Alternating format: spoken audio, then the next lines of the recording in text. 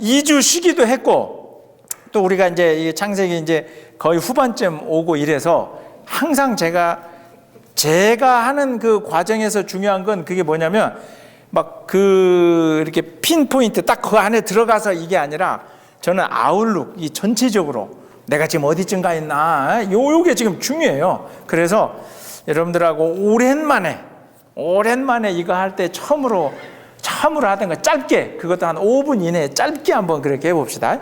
구약 성경의 전체적인.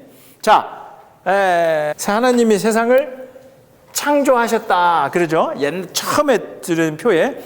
그래서 창세기에 나와 있는 하나님의 창조 가운데서 우리가 어떤 사람 하나를 기억하냐면 노아라는 사람 하나의 이름을 딱 기억을 해놨고, 세상을 만드셨고 인간들이 점점 지나가면서 이제 죄가 관연해서 홍수로 이렇게 한번 싹 정리를 하시고, 그리고 사실은 어찌 보면 다시 하나님이 신학자마다는 이제 제2의 창조라고도 부르기도 하는데, 하나님의 섭리로 노아를 통해서 다시 그 역사를 시작해 나가잖아요. 그러니까 두 번째 창조 다음에 이제 거기에 보시면 무슨 시대를 그래요? 족장. 네. 족장 시대에서 이 누구 이름을 하나를 기억하자 그러죠? 아브라함이죠. 그런데 이제 우리가 배우고 났으니까 결국 아브라함은 누구의 후손이 되는 거예요? 처음에는 노아가 특별한가? 근데 아브라함인데 떨어져 있는 게 아니라 연결돼 있고 이제 하나님의 섭리가 들어가더라. 자, 그래서 우리가 이제 아브라함 족장 시대 다음에 요거 아브라함에서 지금 우리가 요셉까지 갔는데, 잠깐 가기 전에 족장 시대 다음에 여기에 마지막에 이제 요셉이고, 요셉이 오늘 이제 우리가 하고 있지만 애굽 땅으로 들어가잖아요. 그렇죠? 그래서 애굽 땅에서 무슨 시대를 보내요? 노예 시대. 애굽에서 노예 시대를 보내잖아요. 그러다가 이제 출애굽기가 시작되는 점에서 이제 누구 이름이 하나 나와요? 모세. 그러죠? 애굽의 노예였던 이스라엘 민족을 모세를 통해서 쫙 데리고 가요. 어느 땅으로 가요? 애굽을 또 가요? 애굽에서 나왔는데 가나안 땅으로 가죠. 젖과 꿀이 흐른다는. 왜? 가나안 땅으로 가는데, 가나안 땅에 딱 들어가면 뭐가 다 될 거 알았는데, 그 가나안 땅 안에는 이미 가나안 부족들이 있잖아요. 그래서 그 사람들하고 전쟁도 해야 되고 싸워야 되고, 그래서 그 시대를 이제 무슨 시대라 그러냐면 사사 시대라 그러죠. 이 사사라고 하는 단어는 영어의 젖지, 재판관, 또 판관기라고도 하는데, 그러니까 제일 대표적으로 여러분들이 기억하셔야 될, 우리가 어렸을 때 배운 머리 긴 삼손이 이 시대예요. 그러니까 이스라엘 민족이 가나안에 들어가서 12부족이 흩어져 있어서 아직 전체 한 나라의 왕은 없는 시대죠. 그러니까 그때마다 하나님께서 필요한 사람들을 그걸 사사라 그래요.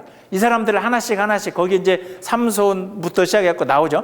이 사람들을 세워서 하나님의 말씀을 전하기도 하고 힘을 주기도 하고 막 이렇게. 그러다 보니까 우리도 이제 이렇게 되지 말고 왕을 좀 세워 주십시오 해가지고 이 이스라엘이 이제 드디어 왕정 시대로 들어가면서 첫 번째 왕이 누가 돼요? 첫 번째 왕이, 그렇죠, 사울이 첫 번째 왕이 돼요. 그리고 두 번째 왕은 사울의 아들이 되어야 당연할 텐데, 사울의 아들 요나단이 아니라 누구? 다윗이 두 번째 이스라엘의 왕이 되는 거죠. 그래서 이 과정은 이제 제가 가끔 설교에도 이야기를 하고, 다윗이 막 골리앗도 때려 넘기고 이러니까 막 인기가 올라가니까 사울 왕이 저놈을 놔두면 안 되겠다. 시기질, 나보다 인기가 좋다니. 이러면서 첫 번째는 하나님이 사울을 이렇게 삼아 주셨는데, 나중에 이제 다윗이 그 사울에 이어서 두 번째로 다윗이 왕이 되고, 다윗의 아들이, 그렇죠, 솔로몬이 왕이, 이거 봐. 하도 오래간만에 쓰니까. 솔몬이라. 그거 괜찮네, 발음을. 솔로몬이 이제 아들이 됐는데, 우리가 이제 또 솔로몬 왕은 유명하잖아요. 이렇게 뭘로 유명하죠? 그렇죠. 지혜, 재판. 그렇죠. 이게 두 엄마가 나타났고, 지혜의 왕이기도 하고, 여인들도 이제 많이 하고, 그 다음에 나중에 사실은 다윗 왕 때 이스라엘 성전을 지을 준비를 해요. 다윗 왕 때 성전. 그리고 실제 솔로몬 왕 때 성전을 이제 건축하게 되는데, 안타깝게 솔로몬 왕 이후로 이 이스라엘 민족이 둘로 나눠져요. 그렇죠? 그래서 요 다음에 이제 어떻게 되냐면 분열 왕국 이러죠. 그래서 두 군데로 나눠지는데, 남쪽 나라는 뭐라 그래요? 남유다, 북은 이스라엘. 그래서 이제 여러분도 표에 보시면 그 선지자, 예언자, 그 여러 사람 나오는 밑에 그 표의 제일 아랫단에 보면 아모스, 호세야 뭐 해서 여러 선지자들이 막 나오잖아요. 그러니까 선지자들이 나오는 시기가 언제냐면 사실은 요때인가, 요때. 이스라엘이 하나님이 이렇게 출발했던 이 나라가 둘로 나눠져서, 특별히 또 이제 나중에 이때 가면 제가 하겠지만, 북이스라엘은 출발부터 하나님을 좀 등지고 출발을 해요. 그래도 남유다는 하나님이 이제 좀 하나님과 더불어 함께하는 왕들도 좀 있었고, 그래서 요때 이제 하나님이 선지자들을 보내서 내 이놈, 뭐 아모스, 호세아처럼 외치기도 하고, 뭐 예레미야 선지자, 하여튼 요 시대와 더불어서 이제 선지자들이 나오는데, 자, 그런데 북이스라엘이 먼저 망해요. 어디에 망해요? 북이스라엘이 아수르에 망하고, 그 다음에 남유다는, 그러니까 남유다와 아수르가 같이 있었어요, 이렇게. 그러다가 남유다가 어디에 망해요? 바벨론에 망하면서 이제 요까지, 바벨론이 아수르까지 이제 먹으면서 다 이렇게 되는 거죠. 근데 바벨론이 남유다를 무너뜨리고, 이스라엘 아예 그냥 다 전체를 무너뜨리고 난 다음에 이 사람들을 어떻게 한다 그랬어요? 그렇죠. 노예 포로로 끌고 가요. 그래서 제2의 노예 시대를 이제 요 바벨론 시대, 제2의 노예 시대, 요때 끌고 가요. 자, 근데 바벨론이 영원할 것 같았는데 바벨론이 망하죠. 그렇죠. 바사라고 하는 페르시아에 이제 망하고 난 뒤에, 여기 이제 고레스 왕 이제 나중에 나오는데, 이 사람 이 시기에 바벨론으로 끌려왔던 이 이스라엘 백성들을 어떻게 해요? 야, 니네 돌아갈래? 뭐 예를 들어 이제 물론 이제 성경에는 이제 하나님이 또 그 왕의 마음을 움직여서, 야, 니네 그러면 다시 돌아가. 이렇게 해서 이때에 포로 귀환, 돌아간다 하는 이 포로 귀환의 시대가 이제 요 뒤에 열리는 거예요. 그러면서 이 사람들이 돌아와서 제일 먼저 뭘 해야 되겠어요? 성전과 더불어서 성벽, 이제 다시는 이제 우리가 지지 않으리라, 뭐 이렇게 하면서. 그러니까 사실은 요 포로로 끌려가고 돌아오는 이 시기점에 이 사람들이 이제 신약 성서가 아니라 이들이 이제 가지고 있었던 구약 성경, 특히 모세 오경의 앞에 창세기부터 요 부분들을 성경의 형태로 이렇게 좀 기록이 되고, 야, 이제 하나님 말씀 잘 듣고 살자. 예를 들면 이 고생도 했으니까. 그렇게 해서 구약의 시대가 이제 이렇게 되다가 후반에 가서, 그런데 이게 돌아오고 그랬으면 자기들도 잘 해야 되잖아요. 사실은 이걸 다 겪었으면. 그러나 이제 우리가 알다시피 그 이스라엘 백성들의 이제 모습이 하나님께로부터 합당하지 않아서 이 구약의 시대가 마무리되고, 그 다음에 예수 그리스도가 오셔서 활동하신 게 이제 우리 이제 신약의 시대로 이렇게 되더라. 지금 우리가 어디에 하고 있냐면, 아직 요 시대, 요 족장 시대와 노예 시대 요 사이가 지금 이제 오늘 이제 이 이야기인데, 자, 이 여기에서 그러면 이제 아브라함부터 우리가 간단하게 조금 요거 이제 몇 달간에 걸쳐서 했던 얘기인데, 같이 한번 이제 리마인드식으로 해보고 이제 오늘 가죠. 아들을 둘을 낳아요. 처음에 누구? 이스마엘. 예. 근데 이스마엘은 원래 아브라함의 짝이 누구예요? 사라가 원래 부인이었잖아요. 근데 이 사라에게서 난 그 아들이 아니라 누구에게서? 여종? 하갈. 누구의 여종이에요? 사라의 여종 하갈에게서 난 아들 이스마엘. 그런데 사라를 통해서 난 아들은 이름이 누구? 네, 이삭. 그러죠? 그래서 아브라함이 이삭을 낳고, 그래서 이제 이스마엘은 하나님의 이제 약속의 그 자녀가 아니기 때문에 성경에 이제 몇몇 구절에서 이스라엘의 쭉 역사가 이렇게 가긴 하는데, 우리가 지난번에 이제 한번 제가 드렸던 자료를 통해서 결국은 그 이스마엘의 쭉 내려가면 이제 지금 이슬람교, 그 마호메트가 한 이슬람교의 조상이 되는. 그래서 그들도 이슬람교에서도 누구는 아브라함은 자기들의 근원으로 이야기를 합니다. 얘기하는데, 근데 이 이슬람교의 극단주의자가 아닌 사람들은 사실은 이슬람교 자체도 이제 우리는 막 한 손엔 칼을 한 손엔 코란 뭐 이렇게 들고 막 얘들은 전쟁을 좋아하는, 근데 그것도 이슬람교 안에 이제 극단주의자들이 좀 벌이는 일이고, 그들도 사실은 가지고 있는 그 가장 큰 기치가 얘네도 평화예요, 평화. 근데 이제 물론 이제 우리하고 좀 많이 다르긴 해서 이제 문제가 되긴 하는데, 자 어쨌든 이삭을 낳고, 아브라함이 이삭을 낳고, 이삭이 아들을 낳아요. 누구를 낳아요? 형이 누구예요? 그렇죠. 에서와 뭐라? 막 머리에서 돌긴 돌아. 막 하다 뭘 아들을 낳긴 낳았다는데 에서와 야곱. 그렇죠? 그러니까 이거를 하여튼 이제 우리는 이렇게 이제 아브라함은 이삭을 낳고, 이삭은 야곱을 낳고, 야곱은 이렇게 이제 우리가 가는데 하여튼 곁다리로. 자, 그런데 이 사건에서도 우리가 아는 게 있죠. 에서와 야곱은 결국 뭐다? 쌍둥이죠. 에서와 야곱은 쌍둥이인데 누가 형이에요?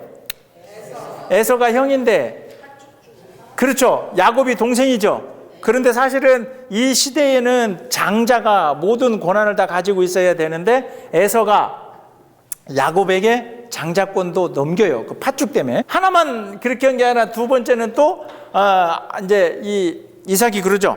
야, 내가 지금 나이가 들어가고 힘이 없으니까 좀 에서에게 네가 가서 그 사냥을 해갖고 내가 평소에 먹던 그것 좀 해줘라. 그러니까 에서가 신나서 나간 사이에 야곱이 뭐래요?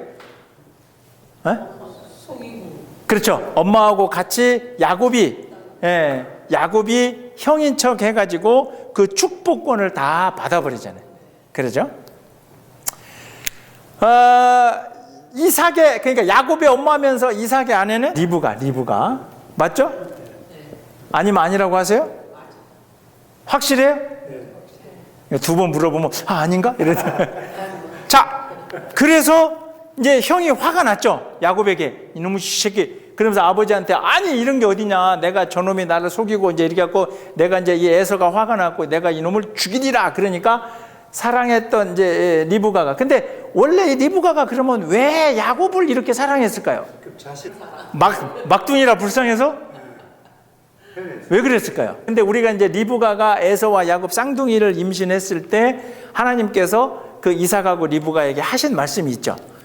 네 태안에 두 나라가 있는데 큰 놈이 둘째를 섬기리라. 그 이야기를 사실은 리브가가 임신하고 있을 때 해줬거든요. 이제 그것 때문일다라고 100% 말할 수는 없지만 어쨌든 리브가가 이제 애굽을 애지중지했어요. 그런데 형이 화가 나갖고 죽인다고 하니 야곱을 어디로 보내요? 리브가가. 그렇죠. 원래 리브가가 아브라함이 이제 이 자기 아들의 그 며느리 된 리브가를 저 위에 저 하란이라고 하는 곳에 올라가고 원래 거기서 친척을 이렇게 하여튼 데려와서, 그래서 이 야곱을 어디로 보내요? 그쪽으로 얼른 피신시켜서 한 몇 년만 있다가 형이 좀 화가 가라앉으면 해라, 돌아와라 그랬는데 거기서 굉장히 이제 그 횟수로만 7년 일단 기본으로 14년, 그죠? 그리고 이제 그 뒤에 몇 년 더 붙여서 약 한 17년 뭐 요 기간을 야곱이 이제 거기 가 있어서, 그러면서 야곱에게서 보세요. 야곱에게서 아내가 아내. 자, 한번 해볼까요? 야곱이 그 삼촌 라반에게 가가지고 이제 라반의 딸을 얻어야 되는데 라반의 딸이 둘이 있었어요. 첫 번째가 레아, 두 번째 딸이 라헬. 자, 숙제를 하나도 복습을 안 하는 것으로 제가 간주하고 지난 2주간 실컷 노셨다. 근데 뭐 저도 헷갈려요. 저도 뭐 가끔. 자, 레아하고 딸이, 라헬이 두 명이죠. 첫 번째 딸이 레아, 두 번째 딸이 라헬. 그런데 야곱은 누구에게 원래 마음이 있었어요? 야곱은 라헬에게 마음이 있었죠. 그런데 라반은 큰 딸을 먼저 이렇게 줘서 7년, 그 다음에 7년. 근데 이 레아하고 라헬의 각각 여종들이 있었어요. 그죠? 레아의 여종은 실바, 라헬의 여종은 빌하. 이거 내가 어떻게 하라 그랬어요? 보세요. 여기 히읗자가 들어가죠. 빌하. 우리 저 대학교 신학교 다닐 때 이게 구약 성경 통독이라고 시험 보면 막 이름 적어요. 그러면 내 아니까 그냥 실바. 그 다음에 라헬 히읗자 들어가니까 빌하. 이렇게. 자, 그런데 여기서 각각 아들들을 낳아요. 이거 중요합니다. 아들들. 좀 칸이 좁긴 한데, 자, 루벤, 그 다음에 시몬, 그 다음에 레위, 그 다음에 유다, 그러죠? 그 다음에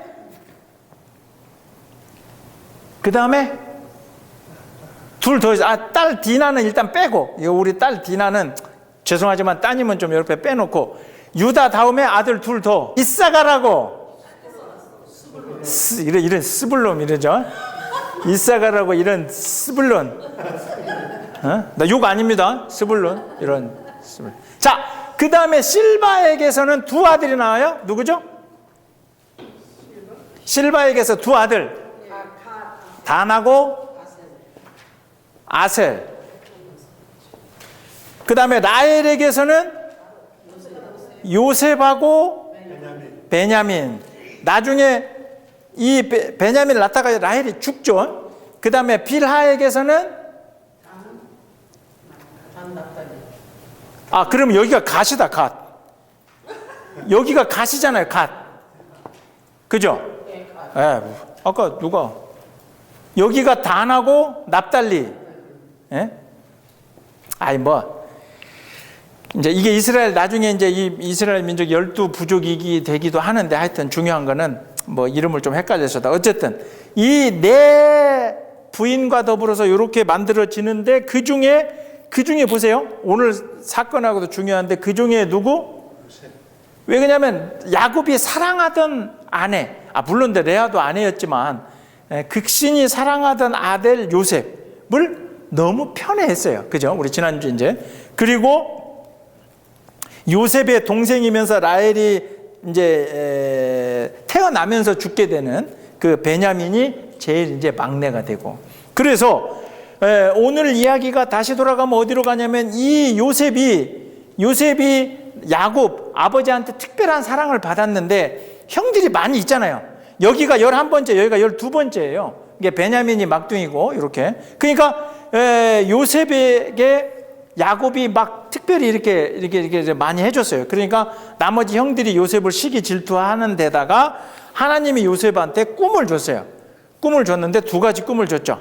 그래서 다른 곡식단이 요셉에게 절하는 거, 그 다음에 이제 그 형들뿐만 아니라 엄마 아빠까지 하늘, 태양과 달 다 포함해서 막 자기한테 절하는 거. 그래서 이 요셉을 미워하던 나머지 형들이 어느 날 저 멀리 나가 있을 때 요셉이 오는 걸 보고 저놈을 죽이자. 근데 이제 형 르우벤은 죽이지는 말자. 그래서 구덩이에 집어넣었다가 형 유다가 그러면 지나가는 놈한테 저놈한테 팔자. 저놈이 아니지. 저 상인들한테 팔자. 해서 요셉이 어디로 팔려가요? 요셉이 이제 요 시점인데 요셉이 애굽 땅으로 팔려 가게 된 것까지가 37장이에요.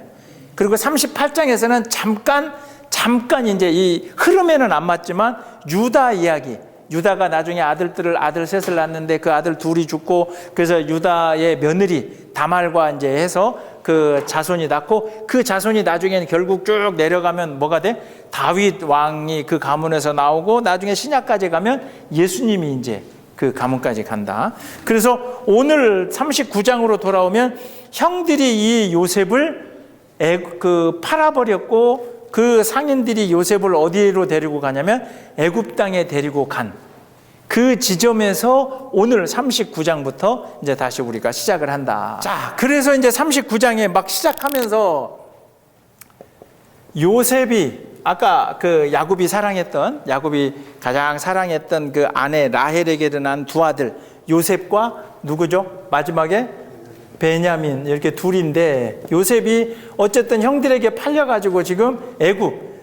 근데 이 애굽 땅이라고 하는 거는 여러분들 그 우리가 이제 지난번까지 막 지도 그리던 거 있죠. 그 생각해 보면 요렇게 이제 이게 지중해고, 그 다음에 여기 갈릴리 호수 내려와 갖고 여기 갖고 사해, 뭐 요렇게 돼 있고. 근데 이 애굽이라고 하는 게 요렇게 연결돼, 우리가 이제 지금 지도로 보면, 오늘날 지도로 보면 아라비아 반도 이렇게 해가지고 여기 이제 아프리카, 그죠? 아프리카의 여기 윗부분, 지중해에 상단을 하는 요 윗부분이 애굽이에요. 아시겠죠? 그래서 나중에 이 애굽에서 출애굽했을 때도 요렇게 가나안 땅으로, 여기가 이제 가나안이니까 한 번에 가면 되는 거를 이 출애굽에서 요걸 요렇게 돌려갖고 요렇게 해가지고 가나안 땅을 가거든요. 그러니까 애굽에 팔려갔다라고 하는 건 여기서부터 지금 요렇게 해갖고 이 아프리카 제일 위에 있는 이집트에 애굽 이제 요셉이 지금 이제 팔려간 상황이다. 그래서 39장에 이제 성경을 딱 펼쳐놓고 제가 드린 그 표도 딱 펼쳐놓고, 애굽으로 팔려왔는데 애굽에서도 어느 집에 가게 돼요? 보디발이라는 사람의 집에 가게 되는데, 이 보디발의 직업이 뭐냐면 이집트의 왕, 바로 왕의 뭐냐면 친위대장, 뭐 오늘날로 이야기하면 경호실장이에요. 경호실장. 왕의, 이 당시에 애굽은, 이 당시에 이집트는, 우리가 지금 이집트 문명을 봐도 그렇지만 그 왕권이 굉장한 권한이거든요. 그러니까 이제 이집트가 갖고 있는 역사 속에서 뭐 피라미드나 이런 걸 한번 보세요. 그 피라미드라고 하는 건축 자체가 얼마나, 이게 이 피라미드라는 게 지금 봐도 어마어마한데, 저 시대에 그거를 돌을 쌓아갖고 올린다라고 하는 건, 그게 결국은 왕권이 얼마나 강했는가라고 하는 거 드러내는 거거든요. 그 안에 이제 왕의 시체들을 묻고 이랬으니까. 아무튼 애굽의, 이집트의 굉장히 강한 왕권이었는데, 그 바로 왕을 경호하던 경호실장 보디발의 집에 이제 요셉이 뭘로? 노예로 팔려간 거예요. 근데 39장 막 시작하면서부터 보면, 이 하나님이 요셉하고 함께 해서 이 보디발의 집에 가서 가만히 보니까 애가 열심히 하는 거죠. 열심히 하고 뭐 성실하게 하고, 그러니까 보디발로부터 뭘 얻어요? 신임을 얻어요. 신임을 얻는데 3절을 보세요. 39장 성경 3절을 한번 보면, 39장 2절에 보면 여호와께서 요셉과 함께 하심으로 그가 형통한 자가 돼. 하나님 함께해서 비록 노예지만 뭐 처음부터 대단하지 않았겠는데, 하나님이 요셉을 잘 돌봐주시고 함께해서 형통하게 되고, 주인 애굽 사람의 집에 있으니 그의 주인, 이게 보디발이죠. 그의 주인도, 보디발도 여호와께서 그와 함께, 즉 요셉과 함께 하심을 보며 또 여호와께서 그의 범사에 형통하게 하심을 보았더라. 그러니까 요셉 한 사람을 통해서 이 보디발도, 이놈이 저쪽에서 내려온 노예인데, 이놈이 원래 이집트는 태양신이었으니까 야훼 하나님을 섬기는 부족은 아니거든요, 나라는. 그러니까 이놈이 저쪽 히브리 저쪽에서 가나안 쪽에서 내려왔는데, 이 녀석이 믿고 고백한다는 야훼 여호와라는 분이, 하나님이 이놈하고 함께하는구나, 이게 참 대단하다라고 보디발도 이제 느끼게 되었다는 거죠. 그리고 4절에 요셉이 그의 주인에게 은혜를 입어, 그러니까 막 열심히 하니까 보디발도 이 요셉을 인정을 해가지고 요셉에게 거의 모든 것을 다 맡겨요. 딱 한 가지만, 뭐만을? 그 음식. 이제 왜 그러냐면, 이제 왕도 그렇지만 중요한 직책을 맡고 있는 사람을 죽이는 방법 중에 이미 이제 그 힘을 가지고 있으니까 음식으로 독살하는. 그래서 옛날에 우리가 대장금에도 보면 그 기미상궁이라고 있잖아요. 그죠? 왕이 먹기 전에 기미, 먼저 기 맛볼 미 해가지고 뭐죠? 은숟가락으로. 그리고 결국 독이 있으면 그 기미상궁 어떻게 돼요? 먹고 뒤지는 거죠. 왕이 먹기 전에 내가 먼저, 사실 죽는 거예요. 만약에 독이 들어있으면. 그리고 이제 그 대장금 그 드라마에서도 보면 그 왕을 왕을 무너뜨리기 위해서 이제 그 장금이나 거기 사람들을 막 독약을 타게도 하고 그러잖아요. 그러니까 사실 음식은 이제 손대지 못하게. 근데 39장 그 부분에서 이제 음식이라고 되어 있는데 나중에 요셉은 이제 9절에 또 뭐라고 얘기하냐면 음식과 더불어서 그 보디발의 아내까지도 나한테 허락하지는 않았다. 이제 요셉이 하여튼 이제 그런 고백을. 이게 결국 보디발은 전적으로 노예였던 요셉에게 모든 것을 다 맡겼다는 거죠. 근데 그 맡기게 되는 배경에서 창세기 39장 3절에서는 하나님이 요셉과 함께 하심을 보디발도 알게 되었다. 그래서 이제 우리가 신약성경에 보면 마태복음 5장 13절 16절에 우리가 아시는 것처럼 빛과 소금이라 이런 얘기했죠. 그래서 소금은 짠맛을 잃어버리면 소용이 없고, 그 다음에 빛은 마태복음 5장 16절 그 어간에 보면 불을 켜놓고 사실은 그 불을 사람들이 많이 볼 수 있는 곳에 올려놓지 불을 켜놓고 숨겨놓지는 않잖아요. 그 맥락에서 우리가 알 수 있는 건 어떤 거냐면 결국 이 세상을 살면서 우리가 신앙생활을 한다는 건 나는 하나님을 믿어 하면서 나를 감추는 게 아니라 나는 하나님을 믿습니다, 나는 신앙생활을 합니다라고 하는 사람은 본인이 원하든 원하지 않든 내가 하나님을 믿고 있는다는 것이 다른 사람들에게 드러나야 하고 드러나게 돼 있다는 거죠. 그래서 하나님이 바라시고 원하시는 것은 네가 나가서 막 예수 믿으라 전도하지 않아도 지금 요셉의 신분은 노예잖아요. 노예가 어떻게 이 왕의 바로 왕의 경호실장인 뭐 보디발 눈에 그 집의 노예가 요셉 하나였겠냐고요. 그러지 않을 거 아니에요. 뭐 엄청나게 많이 있었겠죠. 근데 그 중에서 왜 그놈만? 그리고 그래서 그놈에게 사실 거의 대부분의 집안 모든 일을 맡길 수 있게 됐다라고 하는 건 아무리 우리의 상황과 형편이 뭐 이렇게 노예가 됐다, 막 저 밑바닥이라 할지라도 하나님을 믿는 우리를 통해서 하나님은 드러내시는 거죠. 결국 나를 드러내는 게 아니라 나를 통해서 누구를? 하나님이 드러나는 거죠. 그러니까 나는 그냥 조용히 신앙생활을 할래요. 나는 조용히 그냥 나 주일날 가서 예배드리고 그냥 내 신앙에 내가 만족할래요. 어찌 보면 굉장히 이 시대에, 이 시끄러운 시대에 참 믿음 좋으신 분인 것 같다라고 볼 수 있지만 대단히 죄송하지만 그 신앙은 자기 욕심이요, 자기 그거예요. 왜냐하면 내가 원하지 않아도 드러나게 돼 있어요. 참된 신앙은, 참된 믿음은 내가 나 목사예요, 나 이거 이야기하지 않아도 내가 하나님을 믿고 살아가는 나의 삶의 모습을 통해서 이 사람은 좀 달라, 이 사람 뭐 이렇게 되는 것이 우리의 이제 제대로 온전한 믿음이고 우리의 온전한 신앙이더라 하는 거죠. 하는데 그렇게 인정을 쫙 받았는데 유혹이 딱 오죠. 유혹이. 그러니까 보디발의 보디발의 아내가 요셉을 보니까 어떻게 생겼다 그래요? 요셉을 보니까 아주 준수하게 6절에 보세요. 요셉은 용모가 빼어나고 아름다웠더라. 그리고 젊었을 거 아니에요. 그러니까 사실은 이제 요게 요셉이 팔려오던 이 시기가 17살쯤이라 그러거든요. 그러니까 10대 후반, 20대 초반이니까 이 청춘일 거 아니에요. 그래서 이 아내가 이제 요셉을 이렇게 이제 욕심을 내는 거죠. 욕심을 내서 막 유혹을 몇 번 이렇게 하는 거예요. 그런데 유혹을 할 때마다 요셉이 물리치는데 그 8절과 9절을 보세요. 요셉은 이 아내의 유혹을 두 가지로 이야기하면서 물리치는데 첫 번째로는 요셉은 자기 주인이 누구예요? 보디발이잖아요. 보디발 주인과의 관계에서 그 관계에서 자신이 어긋나지 않으려고 하는 거죠. 주인에게 충성하고 주인이 노예인 나에게 그 모든 걸 다 믿고 음식 이외에는 다 나보고 알아서 하라고 했던 그 주인에게 사실은 충성을 다하는 거죠. 이러면 안 된다.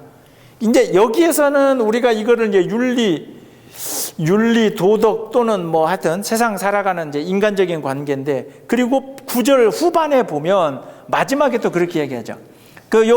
그 9절 앞에 부분까지는 이렇게 내가 주인에게 배신할 수 없습니다 해놓고, 그런즉 내가 어찌 이 큰 악을 행하여 누구에게?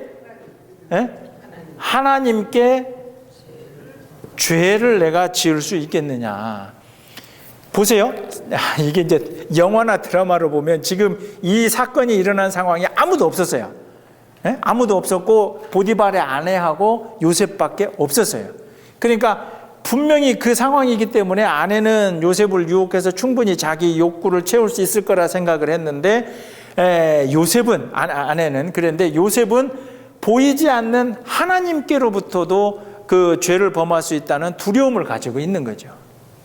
이게 이 신앙 고백이 우리가 늘 이야기하는 무소부재하시다. 그러니까 계시지 않는 곳이 없다 라고, 하나님이 모든 곳에 계시고 모든 것을 알고 계신다라고 하는 우리의 신앙 고백이 있으면, 아무리 은밀한 상황, 그 보디발의 아내와 자기 둘밖에 없고 여차하면, 20대 초반이니까 이 여자뿐만 아니라 남자의 그 문제도 있잖아요. 욕구적인 걸로 보면 범죄할 수 있음에도 불구하고 분명하게, 이게 나는 요셉이 우리에게 그 두 가지 딱 준다고 봐요.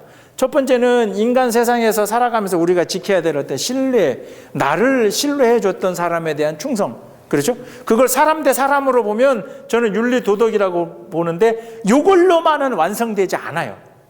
왜? 더 완전하게 하나님 앞에 서기 위해서는 내가 하나님 앞에 죄를 범할 수 없다라고 하는, 이게 이제 우리의 믿음이고, 이게 이제 우리의 이제 신앙이 되는 거죠. 이게 있는 사람이 흔들리지 않고 다른 사람들에게도 끝까지 신뢰를 지키고 진실할 수 있고 그렇게 갈 수 있는 거예요. 누구나 다 이렇게 하겠다고 맹세하잖아요. 그렇죠? 인간관계에서도 제가 저를 좀 믿으세요. 저 못 믿으세요. 제가 그렇죠. 그런데 이렇게 뒤에 가보면 어떻게 돼요? 흔들리는 경우가 있죠. 근데 그렇지 않기 위해서 우리는 반드시 세상을 살면서 보이지 않는 하나님이 나를 계속 보고 계신다라고 하는 이미 이 신앙 고백이 있으면 이 요셉처럼 흔들림이 없는 거죠. 하고 어느 날 진짜 이제 이 보디발의 아내가 마음을 먹고 내 이놈의 자식 이러면서 막 잡아다가 강제로 눕혀갖고 막 옷을 막 어떻게 했는데, 요셉이 옷을 남기고 도망가게 됐죠. 아내가 누구에게 일러요? 보디발에게. 예? 자, 보디발에게 일렀으니 노예의 옷을 여주인이 가지고 있을 일이 없잖아요. 근데 보디발은 전혀 자기 아내가 먼저 유혹했을 거라고 하는 것은 상상도 안 하는 거죠. 저놈이, 혈기방자한 저놈이 자기 아내의 이제 이야기를 듣고 이놈이 나한테 이러려고 했다 해서 보디발은 화가 나가지고, 보디발이 그 이야기를 듣고 요셉을 어디로 보내요? 요셉을 감옥에 보냅니다. 그렇잖아. 39장 막 시작하면서 3절에 보면 보디발도 요셉을 막 신뢰하면서 요셉이 믿는 하나님에 대해서 알게 돼요, 모르게 돼요? 3절에 보면 그 주인도 여호와께서 그와 함께 하심을 보면 또 여호와께서 그의 범사에 형통하게 하심을 보았더라. 그러니까 이 보디발이 흥분하고 있는 모습을 통해서 우리가 요셉과는 반대로, 요셉은 인간과의 관계뿐만 아니라 보이지 않는 하나님을 두려워해서 그런 악행을 하지 않는데, 보디발은 이와 반대예요. 뭐냐면 지금까지 요셉이 잘하는 모습을 보면서는 저 요셉과 함께하는 하나님, 야훼 하나님, 저분이 좀 우리가 이집트는 태양신이니까 내가 믿는 신은 아니지만 그 신 앞에, 야훼라고 하는 그 신 앞에 열심히 하는 걸 보니까 요셉이 대단하고 이 신도 뭔가 능력이 있나 보다 하면서 어느 정도의, 이제 그렇다고 야훼를 믿었던 건 아니지만 그런 마음이 있었겠지만, 동시에 지금 자기 아내가 이야기하는 이야기를 듣고 보디발은 지금 감정이 앞서버리게 되는 거죠. 뭔가 판단하기 전에. 그러니까 요셉에게 지금까지는 이런 일 없이 몇 년이 되어 왔고 신뢰를 쫙 하다가 이게 갑자기 무슨 일일까 하고 확인해 볼 만도 한데, 보디발은 그거 없이 그냥 자기 감정, 자기 아내가 하는 얘기를 듣고 과감하게 요셉을 어디로? 감옥으로 보내게 되는 거죠. 이제 제가 이 이야기를 왜 하냐면, 우리가 크리스찬들이 가지고 있는 그 신앙 생활에, 이제 우리 신앙 고백과 우리의 믿음을 돌이켜 보면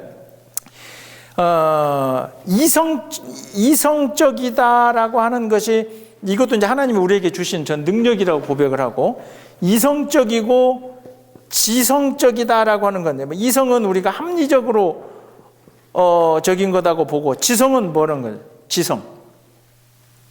지성은 어떤 지적인 것, 지적인 그걸 따지고 이렇게 아는 것. 그 다음에 인간이 가지고 있는 그 정서 중에 하나가 이제 뭐냐면 감정이 있죠. 감정.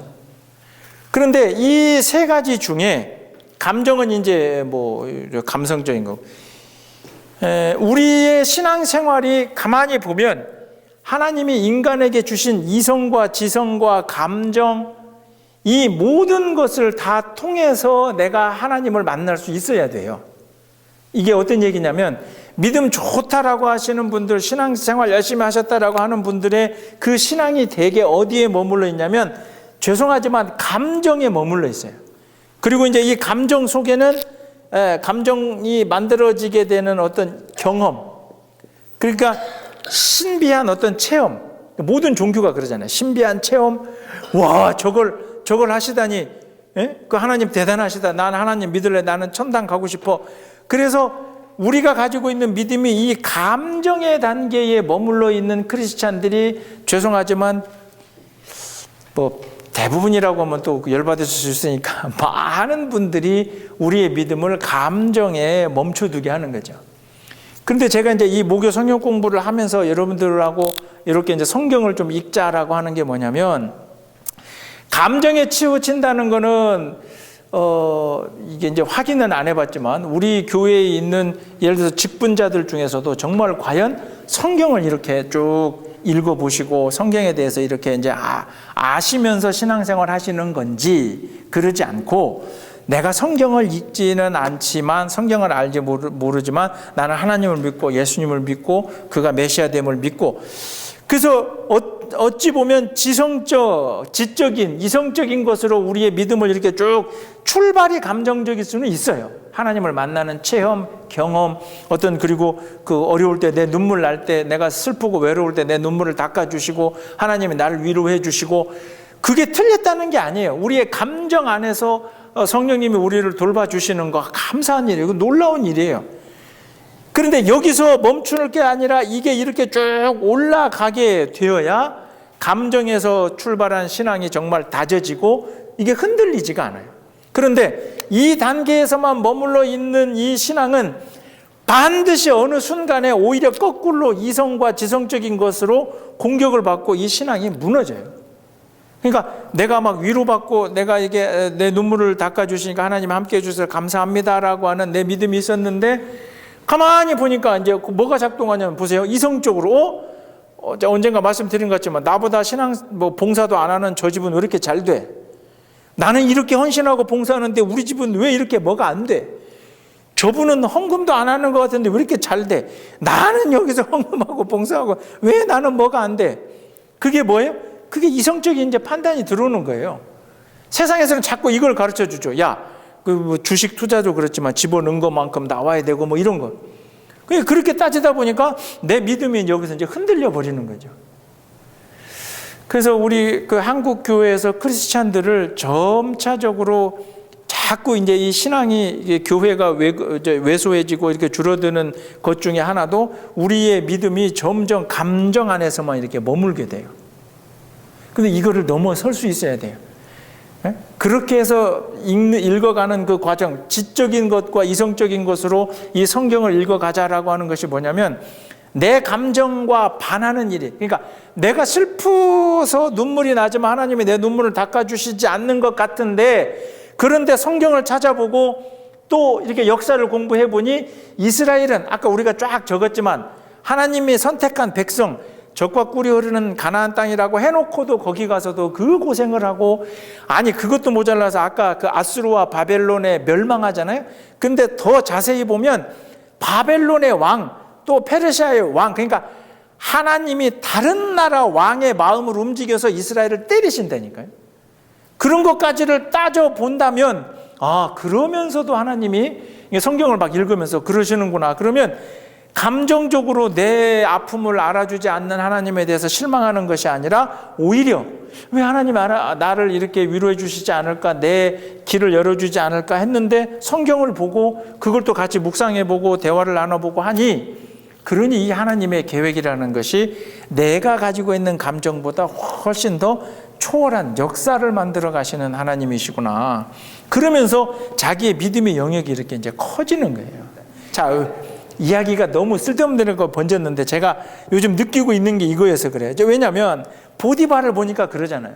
앞서서는 분명 노예 하나를 데려다가 이 노예한테 자기 집을 다 맡길 만큼, 그래서 이 요셉을 신뢰하고 요셉이 믿는 하나님, 야 이거 야훼 하나님 저분이 뭔가 있는 것 같다 이렇게 했는데 한 방에 무너지잖아요. 그게 뭐예요? 감정이잖아요. 자기 아내가.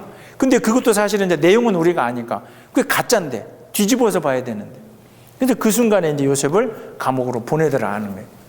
근데 그 감옥에 갔는데 요즘 시대처럼 어떤 교도소 따로 있는 게 아니라 이 시대의 보디발 왕의 경호실장이기 때문에 이 집에 감옥이 있었어요.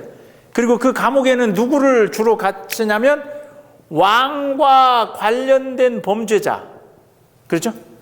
이게 경호실장이니까 보디발이 자기 집에 이제 따로 조그마한 감옥을 가지고 있었고, 그 경호실장 감옥에는 어떤 죄인들이 들어오냐면 이 바로 왕과 관련된, 근데 왕과 관련된 범죄자는 뭐겠어요? 대역죄, 반란이죠, 반란. 하여튼 중죄인들이 갇히게 되는 그 감옥에 요셉을 가두게 되더라. 그래서 요셉이 이 감옥에 가게 됐는데, 감옥에 갔는데 간수장이 옥중 죄수를 다 요셉의 손에 맡기더라. 왜 그러냐면 21절에 보니까 하나님이 요셉과 함께해서 이 교도관에게도 은혜를 받게 해가지고, 그러니까 결국 보디발의 집에 와서도 보디발에게 신뢰를 받았고, 감옥에 가서도 감옥 그 간수장 교도관에게 신뢰를 받아서 교도관이 귀찮으니까 다른 교수들을 죄수들을 요셉의 손에 다, 야 이제 복잡하니까 네가 좀 알아서 잘.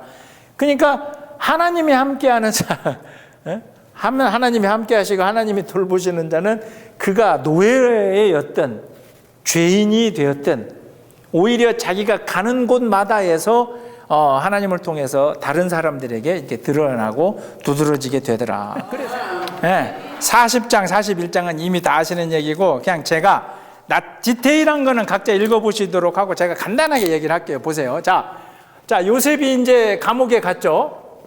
감옥에 가서 거기서도 인정받아갖고 다른 죄수들을 잘 컨트롤하고 있는데, 요셉이 두 죄인을 만나요. 두 죄인을 만났는데 이집트의 왕이 누구예요?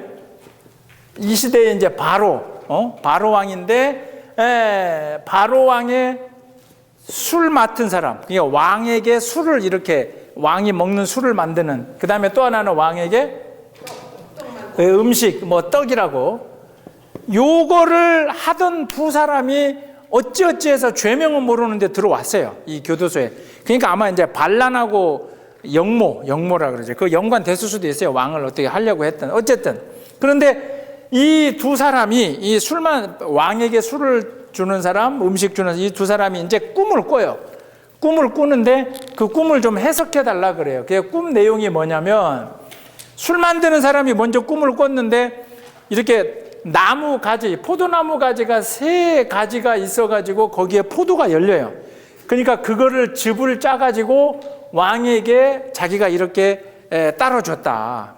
그러니까 이 꿈에 대해서 요셉이 해석을 해요. 뭐라고 해석하냐면, 당신 3일 뒤에 다시 풀려날 것 같다. 그러냐? 그러니까 옆에 있던 음식 만드는 놈이, 나도 꿈을 꿨다. 당신은 뭔 꿈이냐? 근데 이 꿈은 뭐냐면, 광주리, 이제 이렇게 광주리가 뭔지 알죠? 이렇게 쟁반이죠, 쟁반. 3개의 쟁반을 머리에 이고 있었는데 이제 음식이 담겨 있겠죠? 근데 이거를 새들이 날라와갖고 위에서부터 쪼아 먹더라는 거죠. 근데 이제 이 술 만드는 사람은 나무 가지가 3가지였는데 3일 뒤에 실제 풀려나요.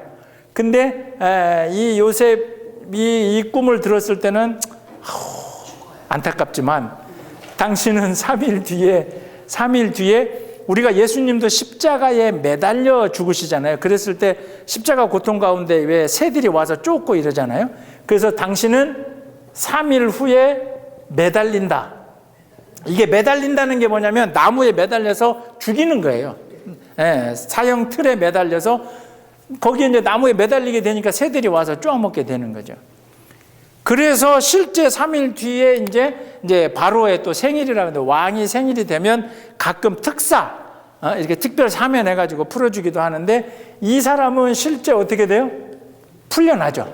근데 풀려나기 직전에 요셉이 꼭 이 사람에게 이야기를 합니다. 뭐라 그러죠? 나를 잊어먹지 말고. 그렇죠. Don't forget me. 이 노래 듣죠. 나를 잊지 말아요. 김희애가 부르던. 김희애가는 제발.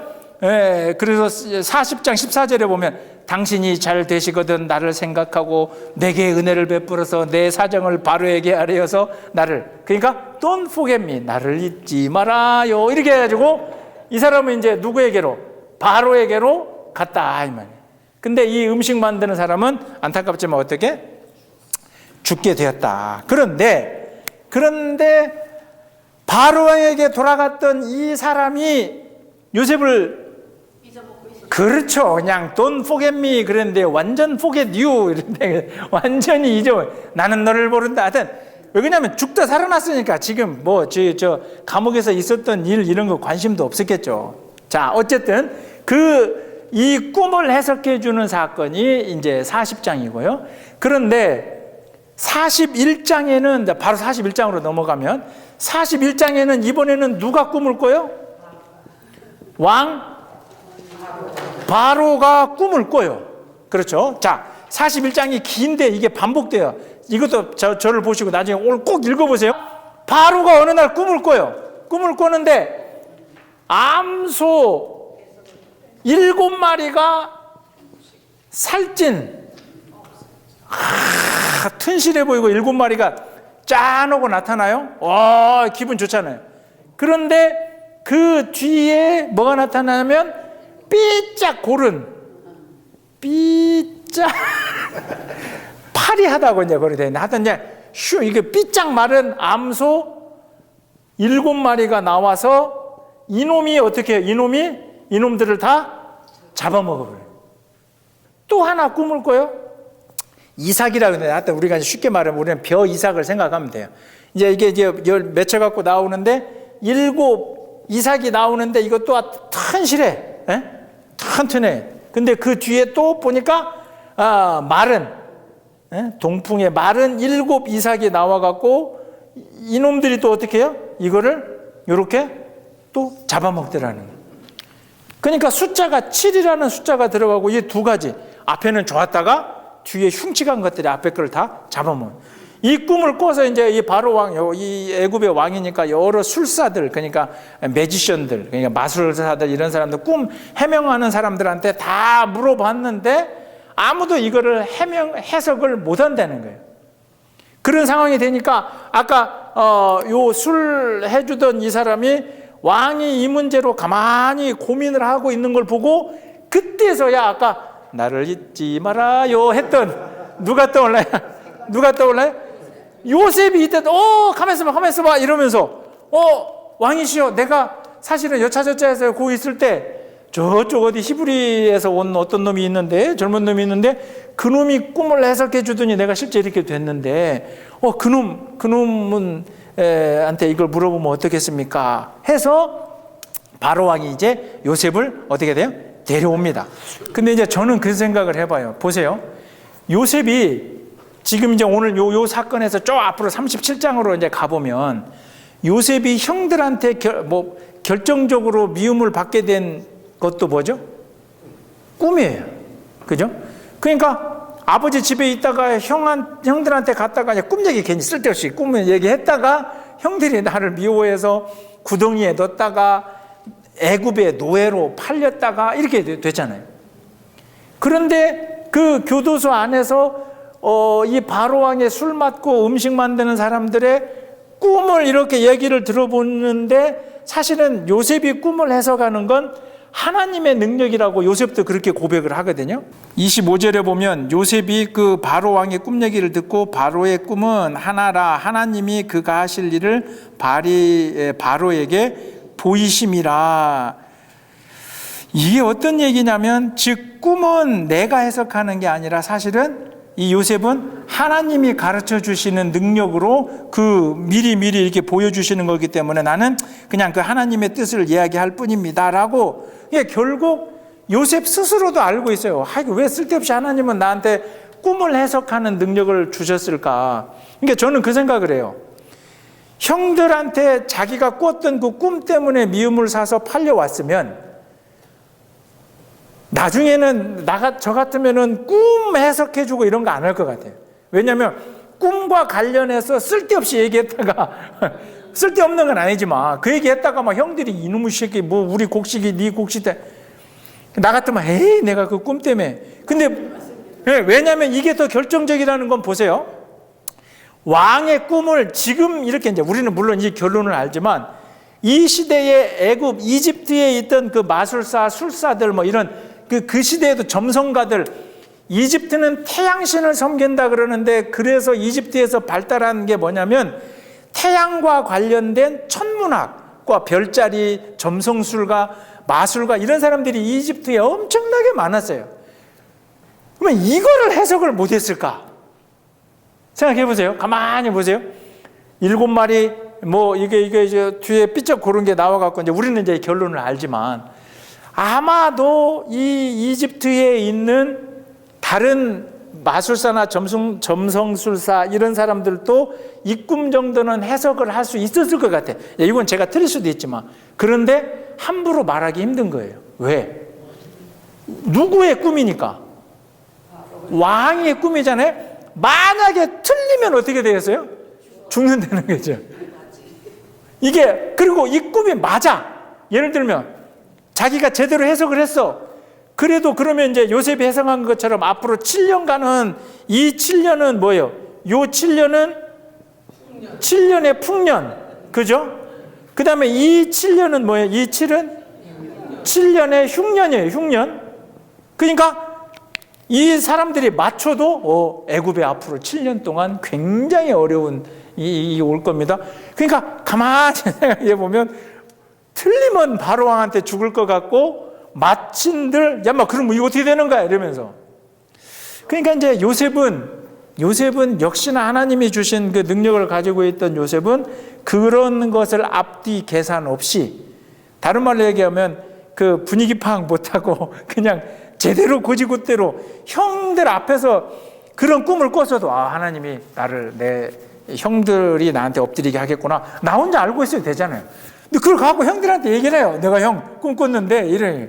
그러니까 좀 속된 표현으로 개념 없이 막무가내로 하나님이 주시는 꿈의 능력을 이야기하는. 그래서 요셉이 꿈꾸는 자라고 할 때 저는 그 코멘트를 꼭 붙이고 싶어요. 뭐냐면 하나님이 꿈꾸고 꿈을 해석할 능력을 주셨는데 그 능력 때문에 내가 고통을 당해도, 그죠?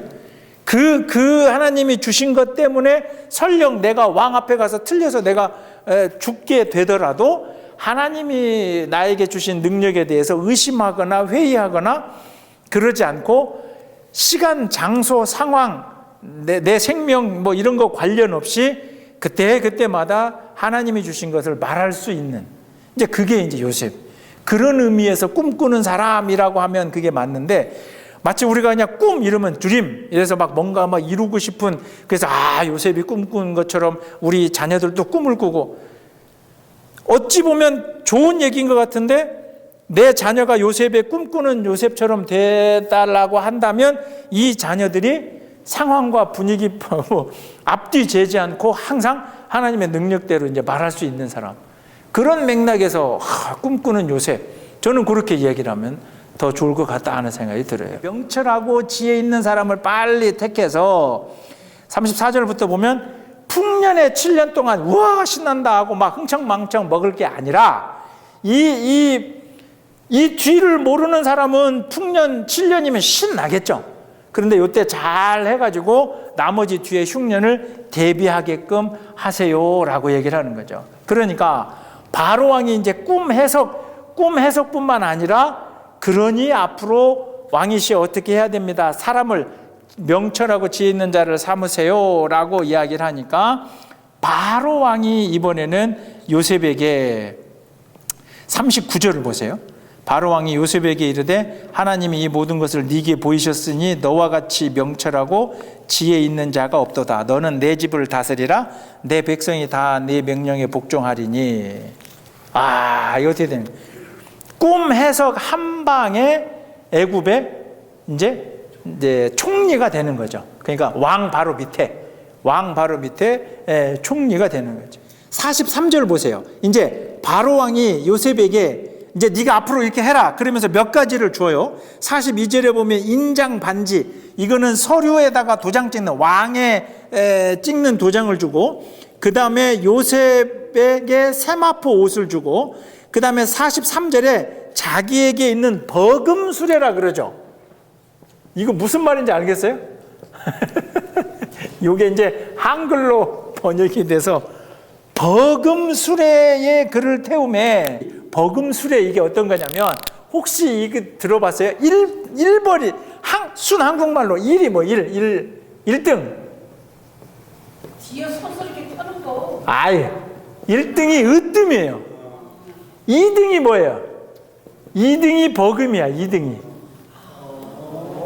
으뜸, 버금, 이게 안 쓰는 단어예요. 우리가 버금이라는 단어가. 근데 이제 으뜸, 그 다음에 버금 간다 이런 얘기 하잖아요. 그러니까 이 얘기는 결국 뭐냐면 버금 수레를 이게 세칸이야. 세칸.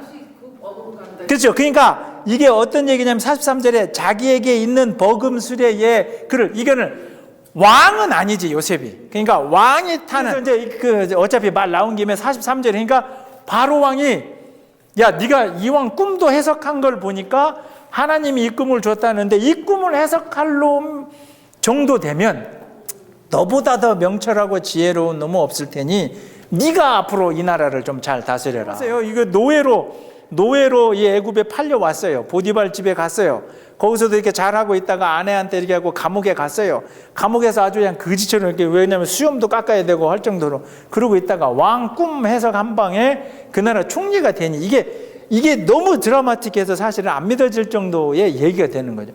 그래서 43절에 이렇게 두 번째, 이게 2인자가 타는 수레에다 태우고 43절에 무리가 그의 앞에서 소리 지르기를 엎드리라 하더라. 그래서 44절에 이제 바로 왕이 요셉에게 이르되 나는 바로라고 하는 게 이게 뭐냐면 내가 이 나라의 왕이다. 이게 왕의 명령으로 애굽 온 땅에서 네 허락이 없이는 수족을 놀릴 자가 없으리라. 꿈 해석으로 요셉이 이제 이 애굽의 총리가 됩니다. 근데 거기서 멈추는 게 아니라 45절에 이 또 바로 왕이 여자도 하나, 아스낫이라고 하는 여자를 줘서 이 요셉하고 결혼하게도 합니다.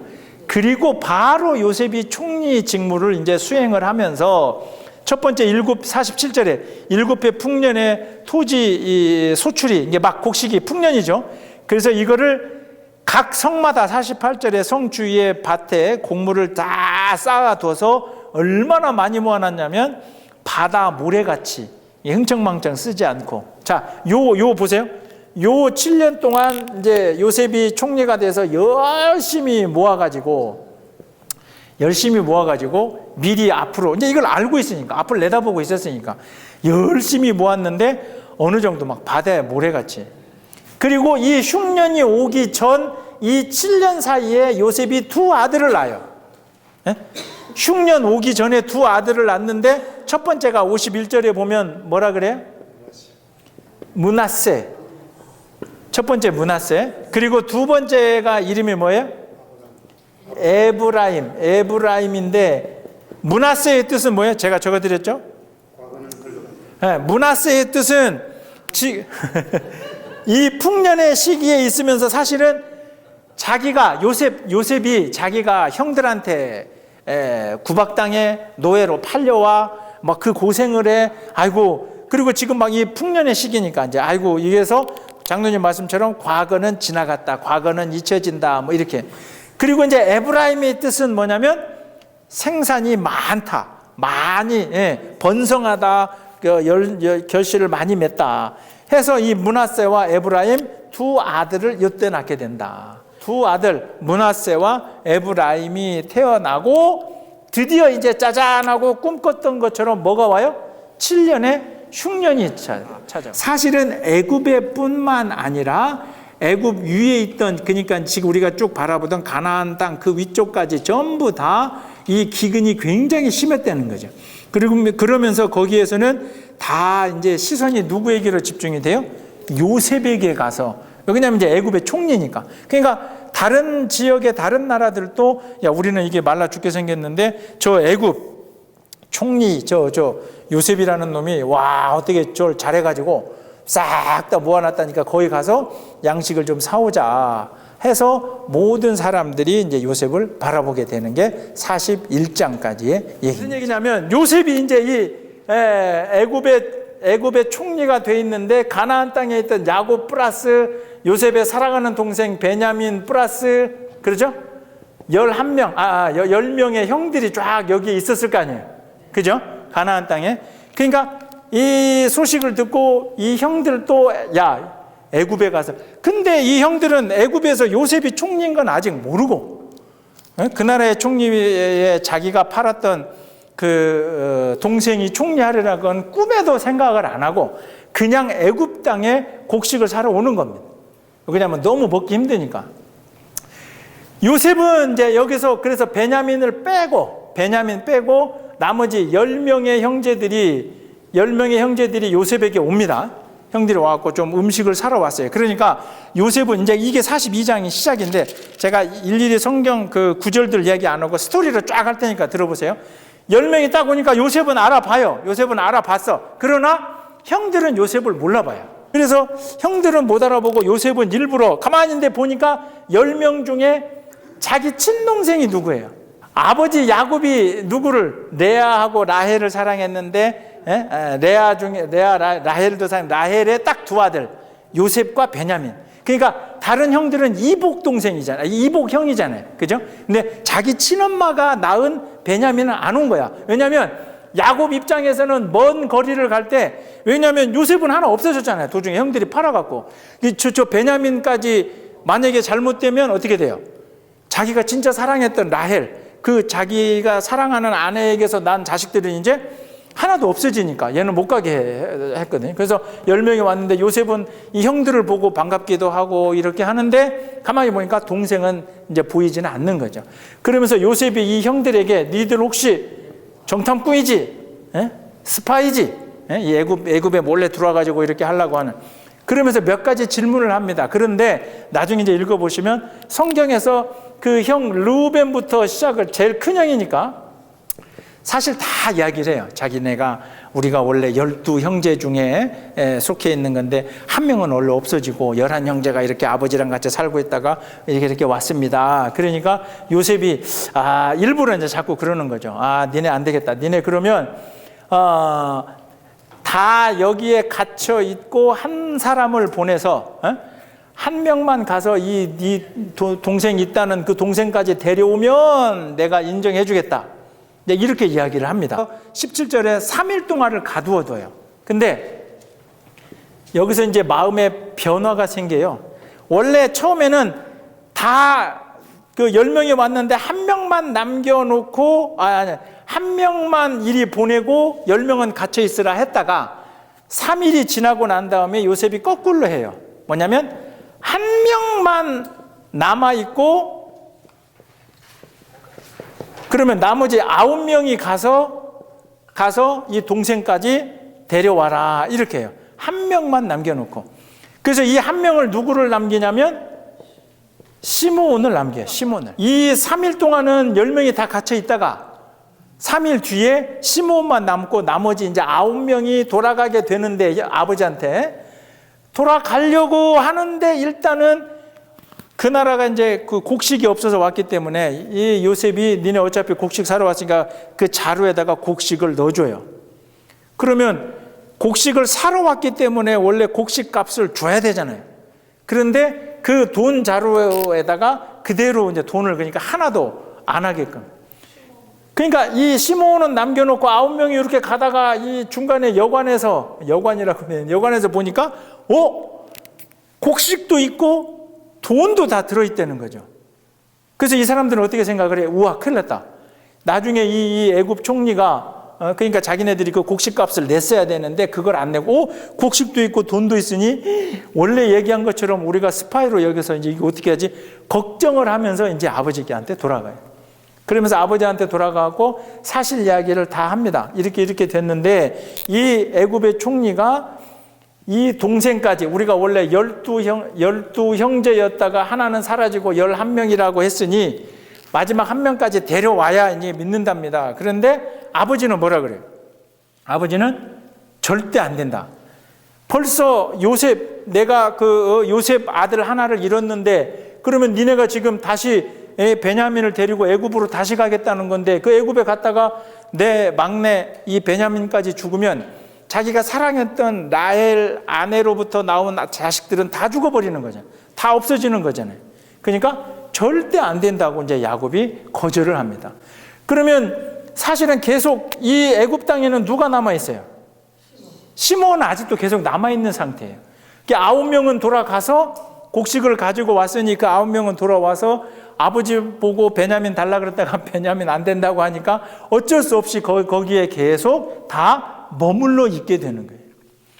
어쨌든 형들이 가져간 곡식을 다 먹고 나니까 이 아버지 야곱도 참 뻔뻔해요. 왜냐하면 아버지가 뭐라 그러냐면, 야, 니네가 그때 가져온 거 다 먹었으니까 다시 애굽에 한번 가라. 가서 곡식을 다시 사와라. 전혀 아버지는 지금 이 아들들의 마음을 모르는 거예요. 지금. 그리고 여기서 또 어떻게 보면 시므온은 굉장히 기분 나쁠 수 있잖아요. 그죠? 나는 여기 갇혀 있는데 나머지 9명은 다 갔고 곡식까지 가져갔다고 하는데 나는 여기 교도소에 갇혀 있는데 얼마나 시간이 흘렀는지 하여튼 그거 다 먹을 때까지 아무 소식이 없으니 나는 이제 죽나 사나 이러고 있는데 그런 상황인데 이제 야곱은 다시 아들들에게 야, 내가 우리가 곡식이 다 떨어졌으니까 좀 가서 데리고 와라. 곡식을 다시 사와라라고. 근데 이 아들의 입장으로는 애굽에 다시 돌아가는 게 이게 어떻겠어요? 잡히죠. 잡힐 뿐만 아니라 이게 가시방석이 니네 인마 그때 얘 가둬놓고 반드시 온다 그래놓고 이게 벌써 지금 이 기간. 그러니까 이제 유다가 이거 큰일 납니다. 그렇게 갖고 갔다가는 그렇게 갔다가는 우리가 다 죽을 수 있고 이렇게 됩니다. 특히 지난번에 우리가 오면서 보니까 막 곡식도 있는데 돈도 그대로 있어갖고 분명히 아이고 이거 큰일 나면 그러니까 이번에는 좀 베냐민을 꼭 우리가 데려가게 해주세요. 또 요청을 하는 거야. 그러니까 야곱은 절대 안 된다. 베냐민만큼은 내가 절대 보낼 수 없다. 이제 유다가 하도 그러면 내가 만약에 베냐민을 데리고 갔다가 살려서 데려오지 못하면 내가 평생 죄를 짓는 것으로 내가 아버지하고 약속을 합시다. 그렇게 해가지고 그래서 유다의 이 설득에 의해서 야곱이 어떻게 하나 하면서 베냐민하고 같이 이제 자기 아들들을 애굽에 다시 보내게 됩니다. 그래서 애굽으로 다시 돌아왔는데 이제 요셉은 다시 돌아온 그러니까 9명 플러스 드디어 기다리던 누가? 베냐민까지 이제 왔어요. 그러니까 이제 거기 성경에 몇 절 보면 그걸 보고 이제 막 요셉은 너무 반가워가지고 눈물을 몇 번 흘려요. 이렇게 보고 그걸 반가워서 한번 잠깐 있으라고 눈물 흘리고 돌아오고 뭐 이렇게 그러면서 이 9명 플러스 베냐민인데 이제 요셉은 자기 청지기한테 자, 저 사람들을 위해서 잔치를 좀 벌일 수 있도록 음식 준비를 하고 저 사람들을 다 내 집으로 초청을 하라. 그러니까 형들은 사실 좀 의심해요. 우리를 이제 죽일 모양이구나. 막 부들부들 떨고 있는데 그러면서 사실 다 이야기를 해요. 형들이 이제 숨기지 않고 지난번에 우리가 갈 때 돈도 여기 있어서 우리가 지금 걱정됩니다. 그러니까 이 요셉의 청지기가 걱정 마라. 우리 주인이 당신들하고 식사하려고 이렇게 초대하는 거니까 걱정하지 말고 들어와라. 그러면서 이 형들을 이렇게 테이블에 앉히는데 식사 자리에 테이블을 앉히는데 딱 여기 위 테이블은 요셉이 이렇게 앉았고 그 밑에 이제 이게 뭐 테이블을 뭐 이렇게 했겠죠. 근데 이렇게 사람들을 앉히는데 가만히 보니까 나이 순서대로 이렇게 앉혀드리는 거죠. 왜냐하면 요셉은 아니까. 형들이 어떤 놈이 루벤이고 두 번째 시몬, 루벤이 누구고 시몬이 누구고 레위가 누구 이게 아니까 이렇게 해가지고 그런 데다가 34절 제일 마지막 절을 주세요. 그러니까 43장 33절에 보면 그들이 요셉 앞에 앉되 그들의 나이에 따라 앉히게 되니 그들이 서로 이상히 여겼더라 이러는 거죠. 그러니까 우리 이 형제들의 순서를 어떻게 알고 뭐 우연이겠지. 너 루벤 여기 앉고 이렇게 순서대로 앉히고 그 다음에 34절에 요셉이 자기 음식을 그들에게 주되 베냐민에게는 다른 놈보다 몇 배? 5배나. 너는 더 처먹어라. 왜요? 내 친동생이거든. 요셉의 친동생. 다른 형제들은 이복 형들이지만 이 베냐민, 야곱이 안 보내려고 했던 이 베냐민은 자기 친동생이니까 막 5배를. 그러니까 이 순간까지도 형들은 요셉을 알아보지 못하고 요셉만 이들을 알아보고 거기 이제 31절에 보면 30절 31절에 보면 이 베냐민을 보고 막 너무 반가워서 얼른 막 이렇게 눈물이 나올 것 같아서 형들한테 눈물을 보이면 안 되니까 딴방에 가서 눈물 흘리고 감정을 억제하고 돌아오고 이게 몇 번 이제 이렇게 하거든요. 그래서 이 형들은 아이고 우리 애굽 총리가 우리가 솔직해서 이 사람이 이제 자기들이 팔았던 동생이라는 걸 생각도 못하고 그냥 아이고 우리가 지난번에 약속한 대로 동생 데려왔고 거짓말 안 하고 그래서 우리한테 하나보다 해서 34절 후반에 요셉과 함께 그들이 마시며 요셉과 함께 즐거워하였더라. 이제 이렇게 되는 거죠. 그래서 애굽에서 총리가 된 요셉에 의해서 그 지역 전체가 일어났던 그 가뭄의 7년을 사실은 요셉의 왕 아버지 야곱과 그 형제들도 이제 견디게 되고 이 일을 뒤에 이제 44장부터 이렇게 다시 또 우리가 얘기가 나가겠지만 결국 이 뒤에 요셉이 총리를 하는 그 애굽의 이스라엘 백성 그러니까 야곱의 식구들이 전부 다 애굽으로 들어가게 되는 거죠.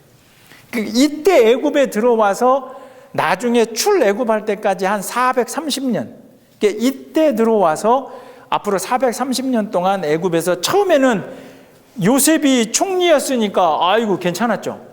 나라 2인자니까.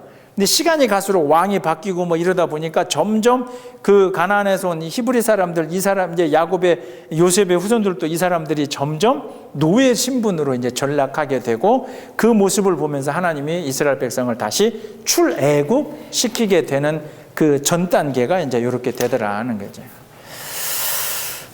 노예로 팔려왔던 요셉의 신분 상승 그리고 총리까지 올라가고 거기서 그냥 자기로만 끝나는 게 아니라 자기 형들까지 이제 애굽으로 받아들이게 되는 이 과정까지가 오늘 보세요. 39장부터 제가 43장까지. 근데 이게 전체적인 이제 오늘 좀 이게 스토리라 제가 짧게 스킵하고 넘어갔지만 가서 꼭 다시 읽어보시면 39장부터 43장까지 제가 볼 때 15분 이내에 다 읽습니다. 여러분들 읽으실 때. 요 흐름을 알고 읽으시면 그래서 꼭 기억을 이렇게 해 주시길 바라고 혹시 질문이나 하시고 싶은 얘기. 자, 다른 말씀 없으시면 제가 잠깐 기도하고 마치도록 하겠습니다. 하나님 감사합니다.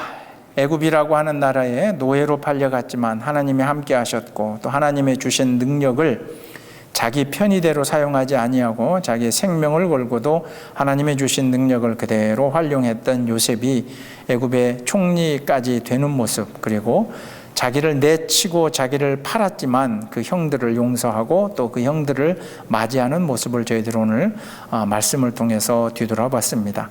오늘 저희들에게 주시는 하나님의 능력 그걸 붙잡고 기도하면서 나의 상황과 형편이 어찌하든지 간에 그 말씀대로 의지하고 살아가기를 소망하는 저희들의 마음에 더욱 굳건한 믿음을 허락하여 주실 줄 믿으며 이 모든 말씀 예수님 이름으로 기도드리옵나이다. 아멘.